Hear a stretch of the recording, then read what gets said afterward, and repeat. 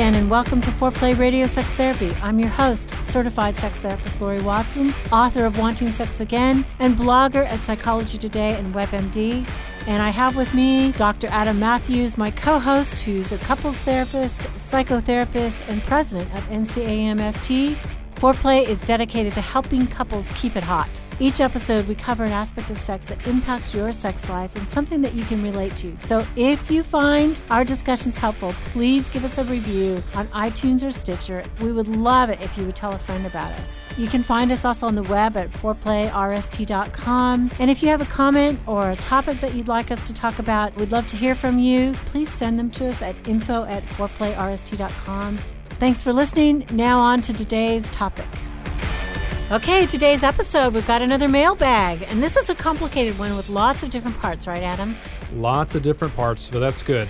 We got lots of different parts. We like complicated cases. We like complicated, right? Yeah. Mm-hmm. We'll try to break it down as best we can. There are several elements of this.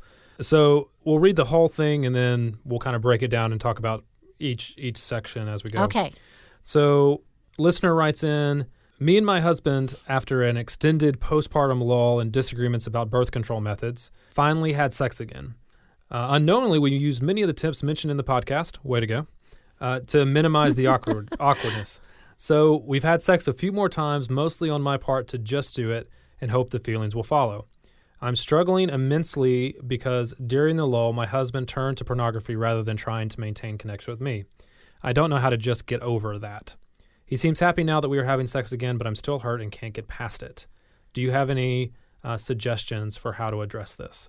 So I think the first part maybe let's talk about the postpartum lull, which is such a common thing. We talked about it a lot, but just remind everybody, what are we talking about when we talk about that postpartum lull? What are the things we're watching out of as we try to come out of it? Sure. Well, there's several things, right? Physiologically, the woman is experiencing a hormone called prolactin, which is the milk-producing hormone, and it literally physiologically lowers her desire, and it also makes her vaginal tissue drier. Mm-hmm. Then there's the technical recovery from the birth, even cesarean or vaginal birth. Because of prolactin, her tissue is going to be different.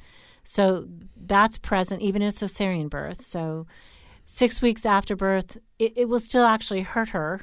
So that's problematic. And then there's often, if there's been a vaginal birth, there's just recovery from the birth trauma, and they say usually 6 weeks, but for some women it's longer. And then we're talking about exhaustion, sleeplessness, tiredness, certainly on her part, nursing a baby and the new human that you're crying out for you. And the baby that is up, all night, every night, several times a night. Mm-hmm. I mean, exhaustion, I cannot overstate how incredibly detrimental that is to sex. Yeah. I mean, I would say if there's any way, you can store a bottle and get 6 hours of sleep. 6 hours will make you human. That sounds so luxurious. 6 hours. It does. 6 hours, really, you're barely human, honestly, and most women are not going to feel sexual unless they're getting about 6 to 7 hours of night. And I hate to say that, but that is the truth. Yeah. I mean, tiredness in a woman kills it in terms of her libido. Yeah, and I think with this couple, when you're talking about all of those reasons, they need to kind of know, like this is an extended postpartum lull, what kept after the initial 6 weeks, what kept the lull going? Yeah. Which of all of those things that you talked about was playing a part in keeping the lull progressing? Why didn't they go back to sex? Right. Well, I think what you said is really the most important thing, not what I said. You said, it's the new human that you've got. Yeah. And there's kind of a falling in love period often from the woman with the baby.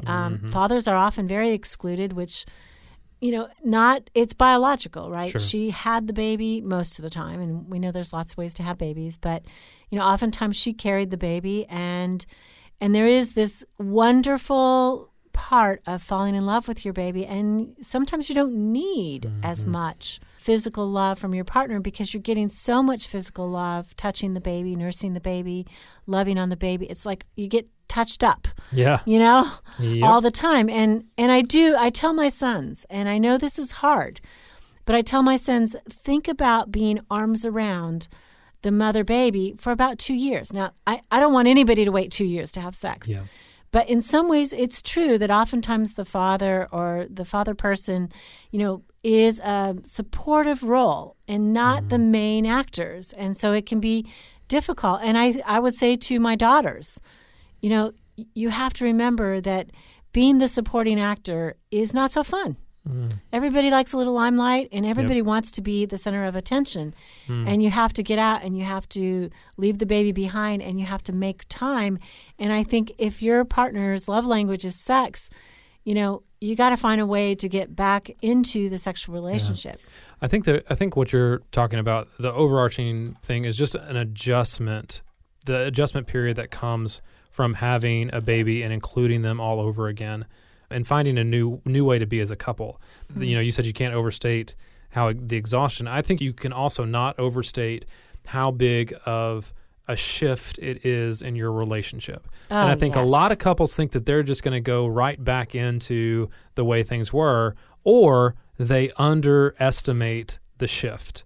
They know things are going to be different, and sometimes I've had couples, before they've had their first baby in my office who keep telling me, we know it's going to be different. We know it's going to be different. And I kept saying, yeah, but you don't. You really don't. Yeah, but you don't. You really don't know how big that shift is until it's happened to you. And so your sex life is a component of that. Yes. You're not just going to go on having sex the same way anymore. Right. That doesn't mean it can't be good. That doesn't mean it can't be great. But it's going to be different after baby, especially while that child is still super dependent on you, specifically on the mom during that period, that 2-year period that you're talking about. It's going to be different. So you've got to be able to mentally get around that. I think both mom and dad have to get around that as well. Like dad has to adjust to mom's attention away. Mom has to adjust to maybe making a little more effort to turn back toward husband. Yeah. Sometimes. My first baby, I remember, my first baby is now very old. And a licensed marriage family therapist now, which is so cool. But, when he was born, I remember these long leisurely dinners that I used to have with my husband. We'd have a glass of wine and we'd sit and talk for, a good hour, just him and I. This was before computers and phones, back in the good old days when you actually talked to each other. And the baby would always cry. Like as soon as we sat down together, it was like they smelled the food or something. I'd put him down for dinner. We'd have a late dinner. And invariably the baby would cry. And I really started to feel the absence of connection with my husband. And for me, libido was not much of an issue. I wanted sex, but it was really a feeling of, I don't know you anymore. I don't have time to know you anymore. And that hurt. Yeah. That was difficult. And I knew he was trying and I was trying, but the reality was there was a disconnect just based on circumstance. Yeah. And so you have to know that, and you have to make adjustments there. And so for this couple, wanting to know what the lull was about and what needs to be either rethought there, readjusted there, or maybe even repaired if there was hurt that's going on. One last thought, Adam, is I think that sometimes people who experience a sexual lull or a crack in their foundation when they have children is those beginning cracks were present before children, but they were able to ignore them because they had enough resource and energy that they didn't have to deal with certain things. But once the children come, we don't need to just blame the baby. No. There's oftentimes something between us or inside of us or from our history that needs healing and resolving, and it comes out once you have children. Yeah. It's kind of like you've been able to kind of sweep that under the rug, but the child comes in and just exposes all of it, right? Yeah. Just exposes everything that's maybe being hidden. So that may have to be explored. I want to get your thoughts on this one, the second component of this, which is their disagreement over birth control methods, right? Now, what is that about? I don't know, but they don't give a lot of information about this. But what I would guess is he does not want to use condoms, would be my guess. I think that's common for most men. And she probably doesn't want to use something else that's one of the other options that would be dependent on her, which are going to be way more invasive. Right? And potentially she's nursing, and she doesn't want to start birth control pills because she's worried about the hormonal influence on the baby, which there is, it's low, but potentially. And they don't necessarily want to rely on prolactin, which often does cause the woman's periods to stop. But then there's always the chance of, what happens if you hit it when her period's about to start. Like, Right. you don't know. Yep. It can be a great birth control. Nursing can be a great birth control method, but the problem is it's not, right? That's because unreliable, you never yeah. know when it's going to start. Right. Or maybe it was like, maybe she wanted him to get a vasectomy. Maybe, it was That could one have been baby it, and yep. done or something. And I would also say that condoms sometimes hurt women, especially if you have a dry vagina after nursing a baby. That might not be it. I don't know what she wanted him to do. It could have been she wanted him to withdraw, and they were going to use that kind of method, and he wasn't up for that. I mean, there's a debate. We don't know. But, I think when people are arguing about birth control, it's a power struggle. Mm-hmm. To me, rather than, hey, let's have pleasure, let's at least masturbate each other, and bring each other to orgasm, right? We can do that. They're not doing that. They're struggling in some way that says, I want you to do that. No, I want you to do that. And so I don't know. I think it's probably a bigger debate than birth control because we could figure it out, right? You yeah, maybe figure it out. But you're being way more gentle. You're being way more gracious than I would. Okay, what would you say? What would you say? I would say, suck it up, brother. Suck it up. Like Use a condom already. You did not push that baby out of your vagina. She's been carrying a baby for 9 months. Adam, you are good. Now listen, I understand it. I get it. Yeah. No, like that it is not enjoyable as much Not as it as could pleasurable. be. Not as pleasurable. Right. To use a condom. Right. But I think if But what about a combo, oral sex and a condom, Yes. So like he gets to feel something that is wet and slippery. Sorry to be so graphic, guys. Yeah. And or maybe we should be more graphic. People write in and say we should be more graphic. Okay. Or and then he has a condom when he actually has intercourse. That could be great. I think that there's options, but I think that if this is one of the central, if it is about birth control, and I think you make a good point that it may not really be about birth control. Yeah, this is a power struggle. It's a power struggle. It's been going on for a while. But I think one of the things, if this is the debate that is central to their relationship, then one of the things is either he goes out and has a vasectomy, right? Mm-hmm, if they're done having kids. Which is really easy, guys. Do not give me It's March stuff. Madness. It all goes Madness.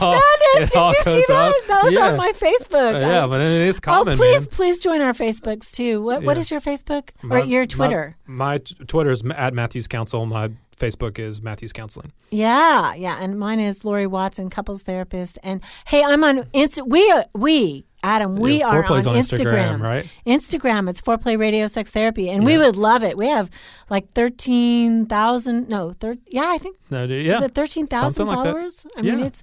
That's up I there. don't know. Maybe it's crazy, but we do pretty little pictures and sexual sayings. Please follow us there. But I did say that about March Madness and the vasectomies. It goes my Facebook. It goes up in March Madness, so it's a good time. Yeah. But I think this is a thing that I think. Do people know what we're talking? Wait, do people know what we're talking about? Is men schedule their vasectomies during March Madness, during basketball season? Everybody does it. Yeah, so that they can recoup and watch the game. Yeah, you get a built-in reason to just watch sit games. There. Yeah. But I think I'm being hard on this guy because I think that it is a simple thing that an argument that he can avoid that is going to end up. It's a small investment that's going to go a long way with his wife. Absolutely. And I think and it's respectful of the stuff that all the physical changes, all the physical turmoil of the pregnancy that it is taking on her, and the turmoil that a lot of female birth control takes on women's bodies as well. Woman's body, right. And so, he is... And she's already hormonal. Yeah. You want to put more hormones in her body, you're a nut. Don't don't do that to her. Trust me. Yeah. She needs to recover from the birth and get her hormones normal just to be, mood regulated. Yeah. And you want her to turn back towards you. You've got to be willing to do something that is... And this is just a way, I think... sharing the burden. That guys can do that. It's sharing the burden. Absolutely. She just carried a baby for 9 months, and she's probably nursing that baby. Yep. Yeah. Sorry, dudes. Yeah. Okay. Last part. Do we need to take a break? Let's take a break. This is Foreplay Radio Sex Therapy with sex therapist Lori Watson and couples therapist Dr. Adam Matthews. We'll be right back with our mailbag.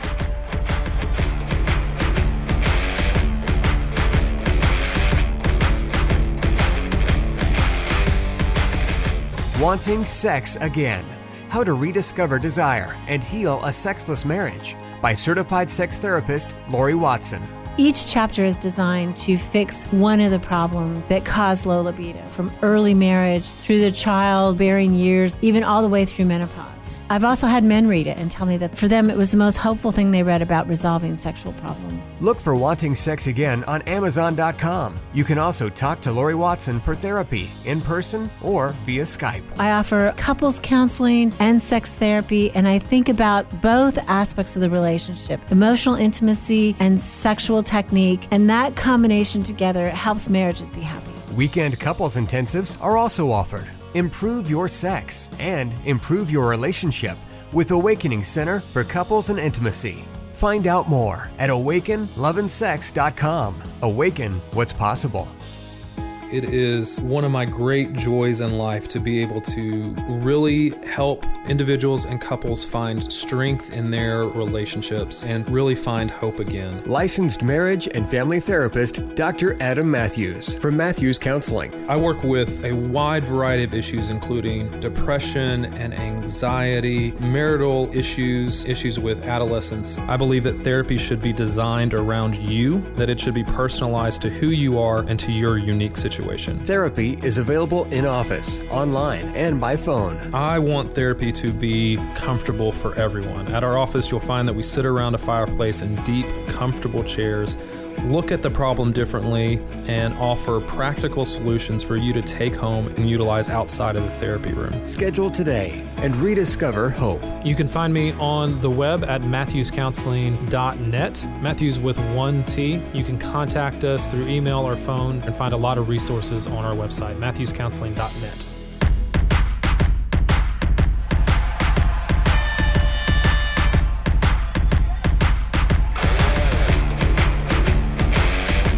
Okay, welcome back to Foreplay Radio Sex Therapy with your sex therapist, Lori Watson, and couples therapist, Dr. Adam Matthews. We're doing a mailbag episode that's pretty complex, and we've talked about a couple who had a pregnancy sexual lull followed by a debate over what type of birth control. And now what have you got, Adam? The other part that she says that I'm interested in, Lori, is she says that, and I think maybe after listening to us on the podcast, has said that on her part, she's mostly just doing it and hoping that the feelings will follow. So it sounds like her libido may be low, right? But for her relationship, for her husband, she's still having sex and hoping that the more sex she has, that the feelings are going to follow from that. Okay. So what does that tell you, and what do we know about that? Okay, so first of all, just doing it, maybe she's coming to the moment, right, without necessarily desire at the beginning. But my hope is once she starts doing it, that she feels aroused, desire kicks in, she's glad she's done it, and she has an orgasm. I mean, if any woman needs an orgasm, this woman needs it, and she needs it regularly. That means she needs a lot of patience from her partner because having had a baby, prolactin in your system, really depresses libido. You don't have that natural hunger, and women don't have as much of it anyway as men do. And so exhaustion, prolactin, these are problems. My hope is that once she gets started, she gets into it. And that's, if I were a man, I would make certain of that. I would really think about what has she told me makes it good for her. Is it time of day? Is it after a time of connection? Can I take her away to a hotel just for an afternoon? I mean, trust me, that's worth the price of the hotel. Spending the night is not the whole thing, but get her away from baby so she's out of mommy mode. Maybe a drink. It's okay to drink a little bit when you are nursing. Yeah, I'm not a doctor, but one thing most doctors say, a glass of wine relaxes a day? You, right? Especially if you've been crazy with screaming baby all day long. So yeah, she's probably not feeling in the beginning much desire, and as depressing as that is to men, and as depressing as that is to women, it comes back. Yeah. So I mean, this is a tough season. Doing it because you love your partner, as long as you can wrap your arms and legs around your partner and feel warm and feel good about it and feel close together, that's fine. That's fine. That is love. That's not duty sex. Yeah. That's loving sex. Yeah. I mean, especially when you realize I feel closer he feels closer, we feel closer. Do you know there's a study, I just read it, and it's recently, that women really, really, really like sexual intercourse. And they like it sometimes without orgasm, which I think is incomprehensible to men. But by and large, for her desire to be sustained over time, we want this woman to have an orgasm. It's her call. I mean, she may just be too tired and she may say, let's just do it. I want to make love to you. And I think you should honor that if you're her partner and say, okay, let's do it. Yeah. And I think, there's a lot riding on him right now. And I think that what you're saying is requires her to talk to him and tell him what she needs in that. But the fact that she's turning towards him means that he needs to turn toward her and continue to. I love the word you said was patience, and I think that's patience over time, but that's also patience in the moment as well, right? I mean, he's got to go slow. He's got to listen to what she needs. Slow sex. He's got to have time where he does just hold her without any expectation that there's going to be sex. My guess is with this couple that there's probably no physical contact until they want to have sex. That's sustained. I know. Why is right? that? I don't know, but that seems to hold true with people because they're not having intercourse. They also stop holding each other. They stop any kind of physical making play. out, like any kind of physical play at all. They stop just because they're not having intercourse, and so they get out of that habit as well. I mean, she thinks if I let it go this way, he's going to want sex, and so she cuts it off early, and so they're not sexual as a couple, right, with that kind of as a backdrop for times of lovemaking. Yeah, I had somebody say this a couple weeks ago, that the fear that if she says yes once, that she's going to have to say yes every single time. Right. So then they both stop connecting that way. He stops even trying. She stops as well. She stops accepting any kind of physical advances. Yeah. So there's nothing physical that's happening with them. Yeah. So he may have to, up the affection, dude. Yep. I mean, touch her hair, squeeze her shoulder, hug her, kiss her hello and goodbye. I mean, really up the affection. And if you get aroused, that's okay. Walk away a couple of times when you're aroused and she knows it. And, I mean, let her know that that's a natural response. It doesn't necessarily mean you have to have sex that time, especially right now while her appetite may be lower. But I would say hang tough. Yeah. This is a season. People get through this. Well, and if she can lean into it more, my guess is that if she is fearful that every time is going to lead to sex, that she bristles just a little bit when he touches her. I know. All right. Or she unconsciously pulls away. Right. Right. And women do. And so the woman, I think a lot of times is fearful of saying no. They're fearful they say no all the time. Yes. And I think one of the things that, would you agree with that? I realize you say women say no all the time, and I said yes. Well, I mean, I've had a lot of couples where the woman doesn't want to hurt him. And so hurt his feelings. She doesn't want to hurt his feelings. And so we're back to those. So she doesn't let it get started. Yes. And so we get back to the sexual bids where she just ignores his sexual bids. Yes. Right? Rather than saying, honey, I would love to just hold each other tonight, but I'm not feeling I'm not up for it. I'm not up for sex. Which is so much better than just completely ignoring what is happening. Being a starfish and, like just laying there and not getting into. Yeah. Yuck. Soulless. Okay. And so leaning into that, I think, leaning into the physical affection, being patient with each other, I think is gonna go a long way. Right. One of the last parts is, I think, probably the hardest, because she's mentioning that during the lull that he went to pornography, which is a turn away in this case from each other, and that she's having a hard time getting over that because she saw it as a disconnection from her. Right. Right. And I mean, one thing I would want to ask her, though, is, to examine her heart. Did she also disconnect by not being involved sexually? I mean, oftentimes that's a two-party gig. I mean, pornography is a complicated subject, right? Sure. And whether it's right, wrong, or indifferent, or how people feel about it, we're talking about the way it's used right here. And you've said he turned away from her, or at least she experienced it.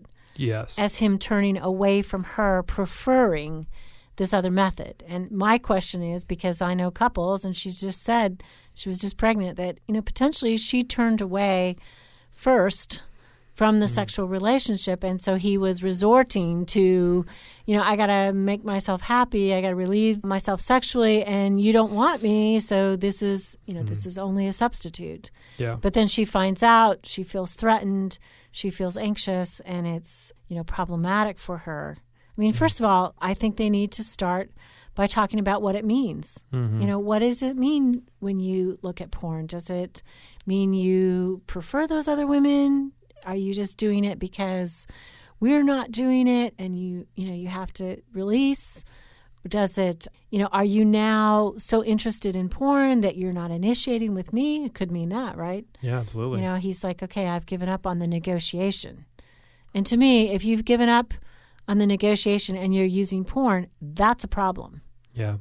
I just see it as I like that you're balancing it out on each side, that it probably was a turn away, that probably the first time that she realized that he was using it was not when she should have been they should have been talking about it a lot sooner. Right.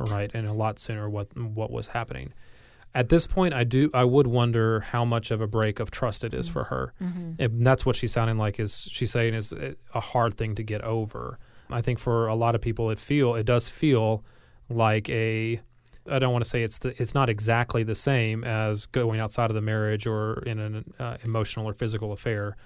I don't think it's the same thing, but I think some people, I agree, do think that. Other people, it means nothing of the sort. Right, but what I'm saying is, it sounds like I still think it's a break for her. It's a break of trust. Yeah, there's something about this that she says, this is outside what I feel comfortable with, or what we agreed to, or you're looking at naked women, and that's outside of my comfort zone. However, I think that becomes a right-wrong paradigm, and very seldom are relational problems able to be categorized as right and wrong. There's usually a dynamic, sure, in terms of what I was feeling and what you were feeling and why I did this, and even in affairs. I mean, I think affairs are wrong, right? But I understand people have them for complicated reasons, and I think that if you're going to resolve them, you have to be a little more complex. And it's like, you're bad because you did this. Maybe, well, where were we at? Yeah. How was there a vacuum between us? And how do we get back to each other? We certainly don't get back to each other by me beating you up for being so bad. No, absolutely not. And I absolutely agree with that. I think the thing that I would want him to understand about her is the feeling that she has regarding whatever the feeling is regarding the pornography. Like that has to be okay, and he has to be attuned to that feeling. If it's a break of trust, or if it's just a feeling of disconnection, or if it's a feeling of threat, jealousy, or I just don't like that. That's just not something that I'm comfortable with. Whatever the feeling is that she has, I think he has to be attuned to it and begin for them to turn back toward each other. He's got to be able to say, I'm sorry I hurt you in whatever way that was a hurt. And I think she has to be clear about that and do what you're saying of saying, I should have come and talked to you sooner. Maybe my part was just withdrawing into the baby and into all the things that go with that. Right. But I think that whatever role the pornography played for her in the hurt, they have to address that for her to be able to begin to feel like she's not just doing it, like she's more like she wants to move past that point for them. Yeah. Okay. So let's just even this out. We've got 4 issues at stake for this mailbag writer who says the first one is she experiences a sexual lull. And we think, regardless of the difficulties, you need to aim for a renewed sexual relationship because that keeps the coupleship thriving. Talk to your doctor, especially if you're a woman, about getting vaginal estrogen before you have your first sexual intercourse experience again. That'll make it more comfortable. And then they were arguing over birth control, right? Yeah. And I think one of the big tips is, is it really about birth control? Is it really about that particular argument? If it is, guys got to suck it up there, especially right after a pregnancy, and see if you can either start using condoms, add in some other things so sex will be more pleasurable for you, or just go get a vasectomy. And watch a bunch of basketball. That's right. That's right.